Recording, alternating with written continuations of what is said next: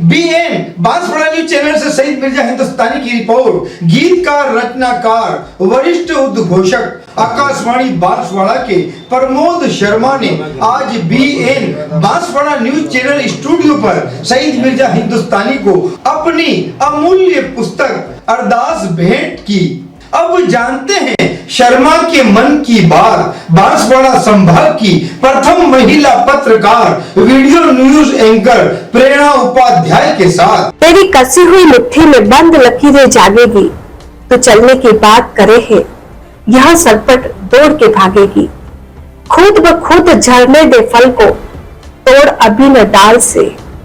टूट फूट कर बिखर नहीं, टकरा जा तू काल से। इसी गीत के रचयिता आज हमारे बीच बीएन बांसवाड़ा न्यूज चैनल में मौजूद है श्री प्रमोद जी शर्मा सर। आपका बीएन न्यूज बांसवाड़ा चैनल में स्वागत है जी। बहुत बहुत धन्यवाद आपका और तमाम दर्शकों को भी प्रणाम मेरा।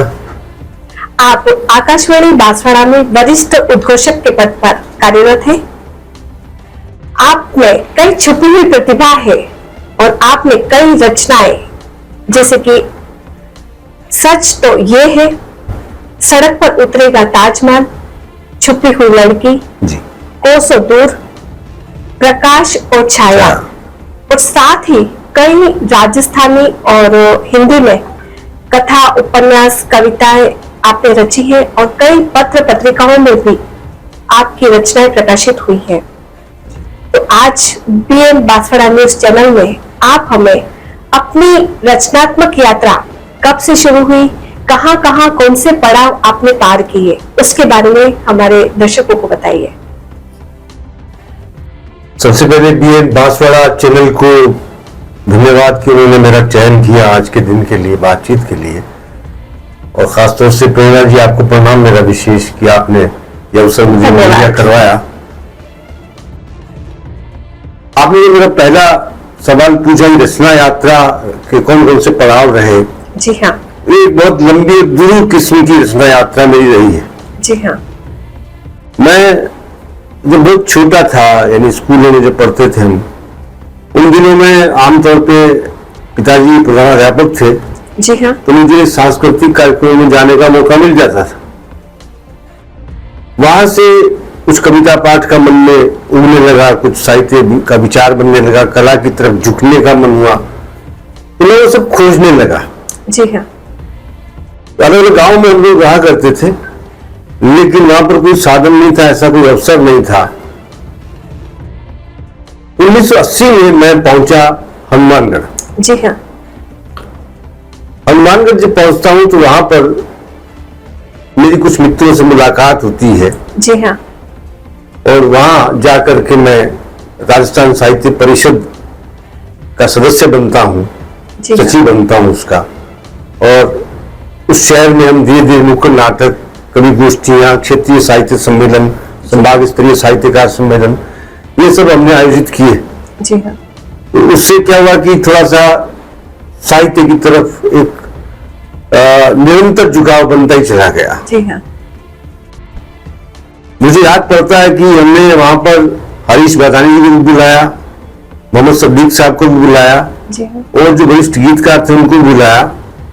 बहुत लोगों से सीखने और समझने का मौका मिला। इस बीच मेरे दादाजी जो थे वो हमारे पास ही रहा करते थे, लेकिन आमतौर पर यात्राओं में रहा करते थे वो। जब भी आते तो मुझे कहते रहे भी कलाकार को बुलाओ। घर के सब लोग कहते थे इसको तो हम आरएस बनाएंगे, मैट्रिक को फर्स्ट डिवीजन आएंगे, इसको कुछ बनाएंगे हम आरएस वगैरह, इसको मेहनत करनी चाहिए। जी हाँ। लेकिन दादाजी कहते थे वो कलाकार बनेगा।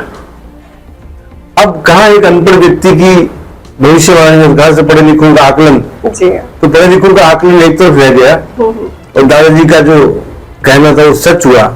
मैं कलाओं की तरफ बढ़ता ही चला गया। इसमें खास तौर से ये रहा कि लेखन कला का विकास मैंने अपने भीतर किया। पहली जो मेरी कहानी प्रकाशित हुई, छोटी छोटी कविताएं तो प्रकाशित होती रहती थी दैनिक तेज अखबार वगैरह में, लेकिन पहली बार दादाजी कहानी जो है प्रताप केसरी गंगलघर में छपी। उस कहानी के छपने के बाद घर वालों ने बहुत ऐतराज किया क्योंकि मैंने अपने ही घर पे कहानी लिख दी थी। अच्छा। और सब लोग बहुत नाराज हुए कि ये हाँ। मतलब है क्या। मैंने कहा देखो देश एक घर है जी और उसमें भी हम लिखते ही हैं, जी हाँ तो ये तो लिखना, ये तो सोचना पड़ेगा उन्होंने क्यों लिखा। जी हाँ बहरहाल ये यात्रा चलती रही। मैं कॉलेज में डिबेटर था, बेस्ट डिबेटर रहा हूँ मैं। जी हाँ और अपने समय के सारे जितने भी कॉलेज थे आसपास के, जैसे मंडी डिब्बारी में, चिलियावाली में पंजाब में, और बठिंडा, बठिंडा में संगरिया, जी हाँ इसके अलावा खेतड़ी, जी हाँ पिलानी, इन सब जा जा करके हमने कॉलेजों में डिबेट शो किए। मायामृग जो है अभी रचनाकार हैं जयपुर से, वो मेरे साथ ही डिबेटर हुआ करते थे। जी हाँ फिर मायामृग ने और मैंने मिलके, एक गुरदीप सोल थे, उन तीनों ने मिलकर एक संकलन निकाला साहित्य प्रसव के नाम से। जी हाँ वो कलेक्टिव रचनाओं का एक संग्रह था जिसमें बहुत सारे लेखों ने लिया था, जी हाँ और उसमें अमृता प्रीतम जी की रचना भी ली थी हमने। जी वहां से फिर नुक्कड़ नाटक है, फिर और गोष्ठियां हैं, फिर आकाशवाणी में मेरा मौका लगा। जी हाँ मुझे पहली बार बुलाया गया वहां पर एक मोनोक्टिंग के लिए। अच्छा उसके बाद मैं अक्सर वहां जाने लगा, हाँ हाँ और धीरे धीरे ये लगा कि नहीं, आकाशवाणी ठीक जगह है, यहाँ पर ये सब चीजें आपको मुहैया हो सकती हैं। हाँ तो मैं वहां पर आकाशवाणी से जुड़ गया, फिर परमानेंट भी हुआ आकाशवाणी में। जी हाँ तो ये उसके बाद में तो फिर आमतौर पर आप देखते हैं कि जब आदमी एक बार रचना के क्षेत्र में आ जाता है, हाँ फिर रास्ते खुद ब खुद रास्ते करने खुद लग ब खुद जाते हैं। बनने लग जाते हैं। सर आपकी बात बीच में काट रही हूँ मैं। आप, जहाँ तक मुझे पता है कि आप वाणिज्य के स्टूडेंट रहे हैं, तो ये लेखन और कला के क्षेत्र में आपके आने का खास मकसद? देखिए, लेखन के क्षेत्र में आने का मकसद तो सीधा सीधा साफ साफ यही था कि मुझे जी हाँ। लगता था कि कहीं पर अन्याय नहीं होना चाहिए। कहीं पर आप ये देखें कि भ्रष्टाचार नहीं होना चाहिए। हम लोग 8-10 लोगों की टीम थी जो कॉलेज से छूटने के बाद में शहर भर में निगरानी किया करते थे कि कौन कौन सी सरकारी गाड़ियां आ रही हैं जी हाँ। जिनमें पर्सनल काम हो रहे हैं, और उनको बाकायदा विरोध किया करते थे उनका। वही तालियां बजा करके नुक्कड़ नाटक, वही ऑन द स्पॉट हम किया करते थे। मुझे लगा कि सीधा साहित्य एक सीधा अवसर लगा मुझे चीजों से लड़ने भिड़ने का। वैसे तो बहुत मेहनत करनी पड़ती है, आज कितने सारे लोग कितने संगठन बनाते हैं, हाँ लेकिन साहित्य में आप ये कि आप कविता भी अकेले बैठ के लिख सकते हैं, आपके लिए संगठन की जरूरत नहीं है, सही है। बहुत बड़ा संघ होने की आवश्यकता नहीं है। आप कहानी लिखिए, आप लेख लिखिए, आप उपन्यास लिखिए, पेपर चैनल में दीजिए, छप जाएगा, आपकी बात लोगों तक पहुंच जाएगी। जी हाँ जहां तक वाणिज्य का विद्यार्थी होने का सवाल ये है कि देखिए, वाणिज्य का विद्यार्थी मैं अपनी इच्छा से नहीं बना था। आप पर प्रेशर मुझे डाला गया क्योंकि था। साइंस दोनों भाइयों के पास थी, तो मेरे पास आर्ट्स की बजाय में कॉमर्स की, इसमें ज्यादा अवसर मिलेंगे, बैंक में जाएगा, कुछ करेगा, तो सोच के घर वालों ने मेरे को कॉमर्स दिलवा दिया। अब हम पढ़ते थे, साल में 3 महीने पढ़ा करते थे पेपरों के आसपास, बाकी नहीं पढ़ते थे, कॉलेज में भी नहीं पढ़ते थे। ऐसी डिबेट वगैरह बोलने में नजर आते, नाटक करने में, कुछ करने में। जी हाँ ये रहा कि वाणिज्य का विद्यार्थी होने के साथ साथ मैं साहित्य से जुड़ता चला गया, और साहित्य मेरा अपना चयन था, आपकी रुचि थी मेरी रुचि थी उसमें, इसलिए मैं इसमें आ गया। साहित्य के क्षेत्र में विभिन्न दर्शनों में, जैसे कि न्याय, साक्ष्य, योग, मीमांसा, लेकिन आपने सबसे पहले किस बात को चुना? आप जो रचनाकार भी है या रचना कर्म को भी है, उसमें आप किस नजरिए से देखते हैं उनको? मैंने सबसे पहले साम्यवाद को चुना। जी हाँ हालांकि व्यक्तिगत जीवन भक्ति नामक जो तत्व है, जी हाँ उसका प्रवेश हो चुका था। हाँ हाँ हाँ माँ मेरी बहुत भक्त स्त्री थी, और बहुत सारे व्रत उपवास चलते रहते थे। मैं भी शिव जी की आरती गाया करता था मंदिर में शाम को। लेकिन जब मैं थोड़ा कॉलेज से जुड़ा और जनवारी लेखक संघ से जुड़ा, जी हाँ तब मुझे लगा कि नहीं यार, ये अंधविश्वास है, इनमें मुझे नहीं पढ़ना, और मैं मार्क्सवाद की तरफ बढ़ता चला गया। जी हाँ कुछ मार्क्सवादी होने लगा, कुछ कुछ नास्तिक होने लगा, पैर खुलने लगे, हाथ खुलने लगे, बाहर यात्रा पे जाने लगा। तो ये रहा कि बस उसमें चैन का कोई रास्ता मेरे सामने नहीं था कि मैं सांख्य योग या भक्ति योग की तरफ बढ़ूं। लेकिन काल के हस्ताक्षर ऐसे होते हैं कि वो आपको बदल देता है। बिल्कुल। 30 साल तक मैं साम्यवाद के साथ काम करता रहा। जी हाँ। लेकिन 3 साल तक, और जब मैं 25, 26, 27, 28 का वक्त मेरी शादी हो गई थी। जी हाँ। और मेरा जो पहला लड़का हुआ उसको लेकर मैंने एक उपन्यास लिखा तंत्र विज्ञान पर। उस उपन्यास को लिखने के बाद मेरे सामने आ गया मुझे गीता को पढ़ना बहुत जरूरी हो गया। जी हाँ। फिर रामायण भी पढ़ी है, फिर गीता भी पढ़ी, फिर वेद भी लेके आया, वेद प्रवचन भी मैंने बहुत किए। फिर मैं वापस सनातनी दृष्टिकोण की तरफ चला आया। और साम्यवाद को धीरे धीरे मैंने छोड़ दिया। मुझे लगा कि नहीं, ईश्वर तो है, उसको नकारना ठीक बात नहीं है, उसको नकारना अपने आप को नकारना है। तो मैं अपने आप को नकार नहीं पाया और ईश्वर ने मुझे खींच लिया अपनी तरफ। 30 साल से मैं ईश्वर को ढूंढ रहा हूँ। मुझे ईश्वर मिले भी हैं, कई रूपों में मिले हैं, अनुभव हुए हैं बहुत सारे। और पाप और पुण्य के इस खेल में भव सागर से पार जाने का, जैसा कि संत बात में कहते हैं, रास्ता कहते हैं। तो मैं भक्ति और ज्ञान मार्ग की तरफ प्रवृत्त हूँ। मतलब ये मेरा, आपने भक्ति मार्ग चुना, बहुत अच्छी बात है। लेकिन आपका जो ये पड़ाव है उसमें किसी भी प्रकार से पारिवारिक जो सपोर्ट है वो आपको मिलता रहा बराबर?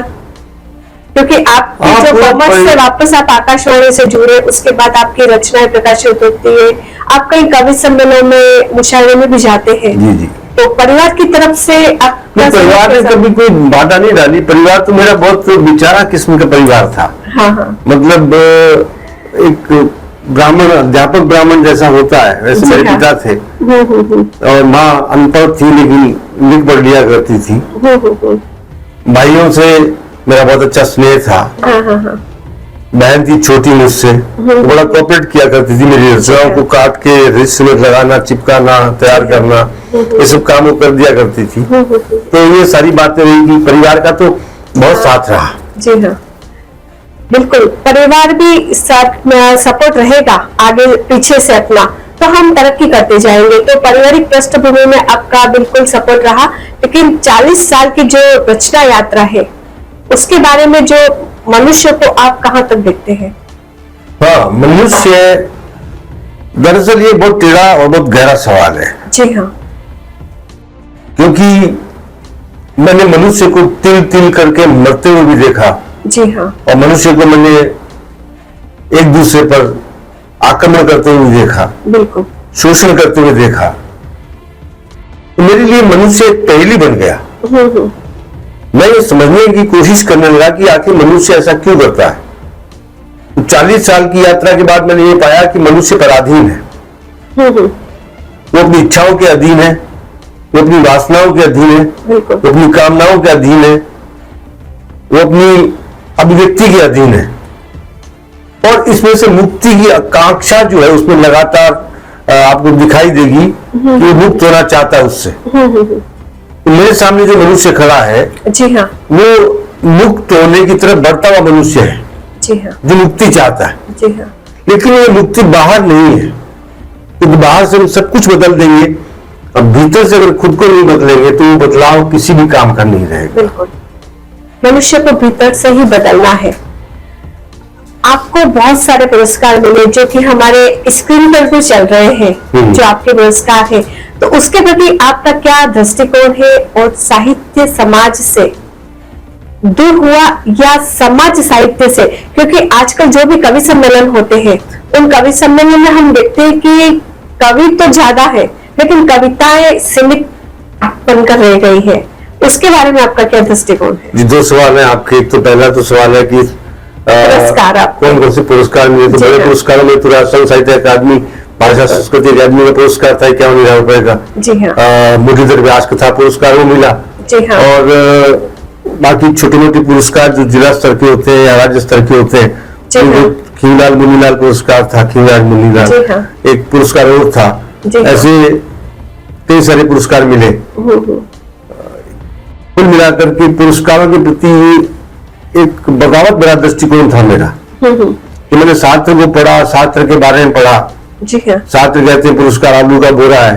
जब उनको नोबेल पुरस्कार मिला था जी हाँ। तो उसको लेने के लिए उन्होंने मना कर दिया। जी हाँ, बिल्कुल। संस्था वाले आए और भी समझाने वाले भी आए, दबाव दिया। जी हाँ। उन्होंने कहा कि ये आलू का बोरा मेरे किसी काम का नहीं है। तो मैं सोचने लगा लाखों रुपए को आलू का बोरा कैसे आदमी कह सकता है, इतना बड़ा सम्मान कैसे कह सकता है। जरूर उसके भीतर कोई प्रतिभा है, ऐसी चीज है जो उस पुरस्कार से भी बड़ी है। सही बात। तो मैंने देखा कि रचनाकार की जो अपनी आंतरिक अभिव्यक्ति, आत्यांतिक अभिव्यक्ति है, जो मुक्तिबोध की आप कहानी में देखते हैं, कविता में देखते हैं, अंधेरे में जिंदगी के अंधेरे बंद कमरे में लगाता है कोई चक्कर एक लगातार, खिरता है दीवारों से चूना। तो जब भीतर के अंतःकरण के आयतन में आप अपने ही भीतर दीवारों से चूना खींचते हुए देखते हैं, तो अपने आप को निर्बल देखते हैं, अपने आप को कमजोर देखते हैं, असहाय देखते हैं, तो फिर आपके मन में आता है कि मैं इससे मुक्त होने की कोशिश करूं। हालांकि पुरस्कार उसमें कोई योगदान नहीं देता। हाँ। तो सिर्फ इतना है कि सामाजिक स्वीकृति या साहित्यिक स्वीकृति आपको मिल गई है। जी हाँ, एक तो उत्साह भी आता है, उसमें एनर्जी बनती है कि हम आगे और काम करें, कि हमारी कोई तारीफ कर रहा है। और मेरा दूसरा सवाल आपसे यही था कि कवि सम्मेलनों में जो कवि की संख्या तो बढ़ जाती है, लेकिन जो कविताएं होती है, जो पहले हजारों की तादाद में एक मैदान में जब कवि सम्मेलन होता था, भोर तक लोग डटे रहते थे, और आज ये स्थिति है कि आप खुद भी देखते हैं कि मैदान खाली नजर आता है, वो संख्या भी कम हो गई है। देखिए, इसके लिए आपका क्या दृष्टिकोण है? मैं आचार्य महाप्रज्ञ का इंटरव्यू मैंने किया था एक बार। जी हाँ। तो उनसे मैंने एक प्रश्न किया ये भी कि साहित्यकार कहते हैं कि हाँ। पाठक जो है नहीं मिल रहा। जी हाँ। पाठक खत्म हो गया है, पाठक नहीं रहा है, श्रोता नहीं रहा है। तो उन्होंने कहा झूठी है ये बात, आप लोग झूठ का प्रचार कर रहे हो। मैंने कहा कैसे बताएं? तब उन्होंने कहा कि एक लतीफा सुनाया। जी हाँ। एक व्यक्ति ने संपादक के पास कविता भेजी। जी हाँ। संपादक ने वापस भेज दी कि इसमें पैर नहीं है। उस कवि ने समझा, उसको ठीक किया, रीड्राफ्ट किया। जी हाँ। और भेज दिया। तो वापस आया कि इसमें हाथ नहीं है, तो उन्होंने फिर ठीक करके भेज दिया, हाथ नहीं है। तो फिर तीसरी बार लिखा हुआ आया कि इसमें चेहरा नहीं है, तो चेहरा भी उसका बना के भेज दिया शब्दों में। तो फिर भी नहीं छपी, तो उन्होंने कहा कि इसमें आत्मा नहीं है, हाँ आत्मा नहीं है। शब्द पार्थी तो देह बना दी गई पूरी स्ट्रक्चर पूरा खड़ा कर दिया आपने, शहर का गांव का ढांचा खड़ा कर दिया आपने, लेकिन जो आत्मा नामक तत्व है वो दिखाई नहीं दे रहा। जैसे प्रेमचंद के गोदान उपन्यास में आत्मा की आवाज जगह जगह सुनाई देती है, अंतःकरण की आवाज जगह जगह सुनाई देती है, लेकिन ये सब आवाजें हमारे साहित्य से गायब होती चली गई और व्यक्तिवाद हावी हो गया। व्यक्ति के अपने विचार आरोपित करने की जो भावना होती है वो हावी होती चली गई। और दूसरा प्रसिद्धि और कामना, इनकी धन की कामना, यश की कामना, ये सब भी रचनाकारों के बीच में काफी महत्वाकांक्षी होता गया। ये भी बिल्कुल बिल्कुल बिल्कुल। तो इससे जो पाठक है, जो श्रोता, उसको बहुत मतलब नहीं होता। जी हाँ। वो दूर हो जाएगा आपसे। यही कारण रहा कि आजादी के बाद जब हम 80 के दशक को पार करते हैं तो हमारे सामने एक बात साफ आ जाती है कि लेखक जो इंट्रोवर्ट हुआ है, वो अपनी तरफ मुड़ रहा है और उसने अपने आप को रिफॉर्म करने पर पूरा ध्यान दिया है। भाषा में उसने अपने आप को मजबूत बनाने की कोशिश की है। जी हाँ। और ये रहेगा कि ये ठीक बात है, इससे साहित्य का लेवल तो स्तर तो बढ़ा, ऊंचा हुआ। जी हाँ। लेकिन आम आदमी से उतना ही दूर होता गया, क्योंकि आम आदमी की न तो उसमें भाषा थी, न आम आदमी का प्राण था, न आम आदमी का जीवन था, न आम आदमी की आत्मा थी। आपके रचनात्मक अंतर विरोध क्या रहे हैं? तो हर किसी का विरोध तो होता ही। रचनात्मक अंतर विरोध तो ये रहा कि जिन चीजों को मैं लिखता था वो कमियां मेरे अपने अंदर दिखाई देती थी। मैं काम पर लिख रहा हूँ, काम मुझे परेशान कर रहा है। मैं क्रोध पर लिख रहा हूँ, मैं खुद क्रोधी उठता हूँ। तो ये एक तो पहला अंतर विरोध साफ साफ मोटे मोटे दिखता है। तो ये आपको पकड़ लेगा, अगर रचनाकार है तो पकड़ लेगा, आपको गिरेबान थाम लेगा। श्रीमान जी अभी तो आप ये कह रहे थे, आप ये कह रहे हो, अंतर नहीं गया। दूसरा जो अंतर विरोध है वो ये है कि कथनी और करनी में भेद हो गया। बिल्कुल। तो वो थोड़ा मिटाने की कोशिश मैंने अपने हिसाब से की, और कितना मिट पाई, कितना रह पाई, वो तो मेरा जीवन ही बताएगा। लेकिन फिर मैं इन्हीं अंतर्विरोधों के कारण एक टिपिकल सी बीमारी होती है सिजोफ्रेनिया, जी हाँ। उसका भी शिकार हो गया था। उसका काफी हद तक कर चुका हूँ मैं उसको जी हाँ, भी। जी। उस पर एक उपन्यास लिख रहा हूँ। ओहो। तो वो भी एक मेरा अंतर्विरोध रहा कि ईश्वर और उसकी भक्ति, ये उसके द्वंद, मीरा को मीरा, जो भजन भी कहते हैं ना, मीरा का ही था लागे ये जो आप भी नहीं मिल गया, ऐसे लोग भजन गाते हैं। जी हाँ। राजस्थान के हिंदी साहित्य में वर्तमान की स्थिति क्या है? जैसे श्रोता कम हो गए, पाठक कम हो गए, तभी हिंदी साहित्य की क्या स्थिति है? आप हिंदी इससे साहित्य- संतुष्ट हैं?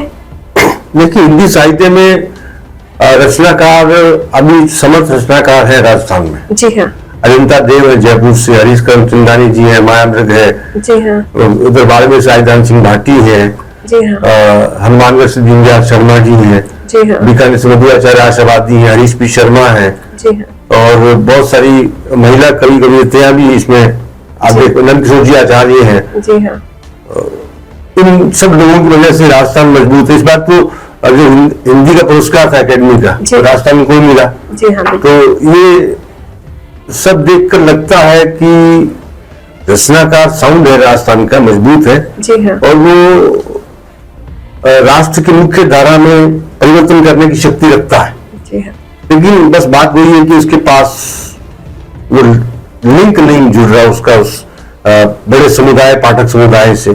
जैसे बंगाल में पाठक समुदाय तैयार रहता है, वैसे यहाँ पर पाठक समुदाय बना नहीं है इतना। अभी उसकी तरफ हमें काम करना होगा। जी हाँ। अब आपके जो रचनात्मक गुरु, वो तो रहे ही होंगे, उसके बारे में बताइए कि आपके जो रचनात्मक गुरु कौन थे, जो आपको सबसे नजदीक इस लेखन के क्षेत्र में लेके आए? देखिए, दो नाम लूंगा, हरीश बदानी जी और जनकराज जी पारिक। जी हाँ, जनकराज जी पारिक गंगानगर में कर्णपुर के रहने वाले हैं, जहां से जादूगर सम्राट शंकर आते हैं, जी हाँ, और जादूगर सम्राट शंकर उनके धर्म भाई थे। जी हाँ, मेरे मन में तंत्र वाला उपन्यास देखने के बाद ये भी था कि मैं जादूगरों से पता करूं कि ऐसा कुछ होता है क्या, या तंत्र विद्या की ओर जाए। तो वो सारे सवाल लेके एक बार मैं पहुंच गया कर्णपुर, जी हाँ, और मैंने जनक गुरु जी से कहा, वो वहां पर रहते थे, उनके पास ही मैं गया था। जी हाँ, तो उनसे मेरी बहुत अच्छी खासी डिबेट होती रहती थी, तब भी हुई। और स्मार्ट शंकर तो घर पे नहीं मिले, हरिद्वार गए हुए थे वो। जी हाँ, लेकिन ये रहा कि मैं अपने सवालों के साथ लौट के आया तो मुझे एक नई अनुभूति हो रही थी।